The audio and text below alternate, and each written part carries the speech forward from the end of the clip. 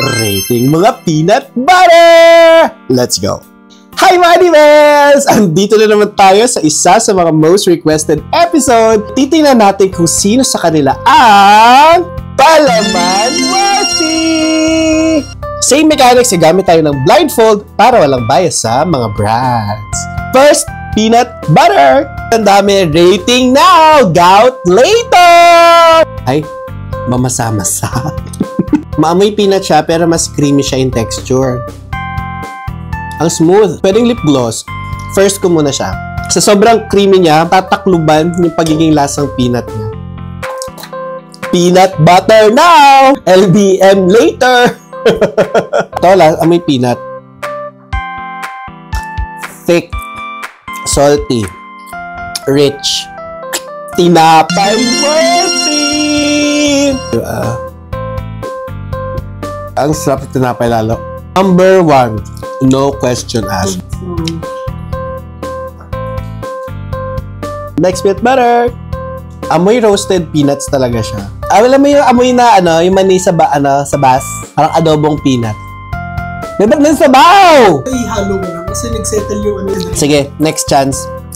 Puro mantika, B! Malambot siya. Ano ba to, sopas? Sopas talaga. Buo pa yung granules ng sugar. Sobrang liquid din niya, babe. Siguro hindi siya ideal sa mga kids. Pagka pinahid mo siya sa tinapay, feeling ko tutulo talaga siya. Unlike pagka thick yung texture ng peanut butter, mas magandang thick kasi namamanage mo yun, nakokontrol mo yung dami. Ito, baka maparami, matapon and all. Dahil siguro buo yung granules, sobrang natatamisan ako. Anong place mo siya? Patanggal, be. Wala siyang amoy, be. Mukhang firm siya kasi pagka-touch na labi ko, parang isang buong siya. Hindi siya nadikit sa labi. Ito ang thick talaga. Super smooth. Parang artificial. Parang lard yung gamit or margarine. No? Basta? Nasa mantika. Emulsifier yon or lard. Feeling ko lard. Yung emulsifier. Wala.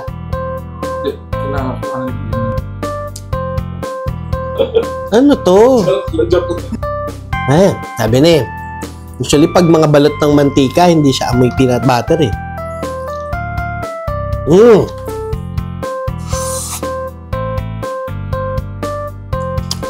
Masarap.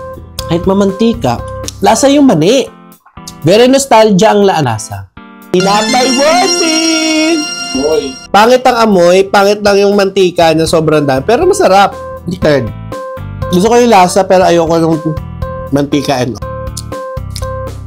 Feeling ko masarap sa kare-kare yun. Sobrang tamis. Mag-creamy. Ano to? Pero masarap. Parang buong peanut pa siya. Hindi siya sugar eh. Hindi siya matamis eh. Pero mas okay ako dito kung doon sa third na mamantika. Tinapay worthy! Third. Hindi siya natin na crunchy. Para na siya hindi fully emulsified or blended na mani. Yung parang may onting pino pa siyang kailangan Hindi siya smooth. Pero masarap. Ito ang may peanut butter.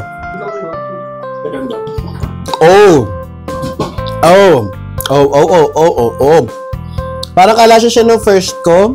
Mas maalat siya. Mas may lasa siya compared sa nauna. Pero palaman worthy!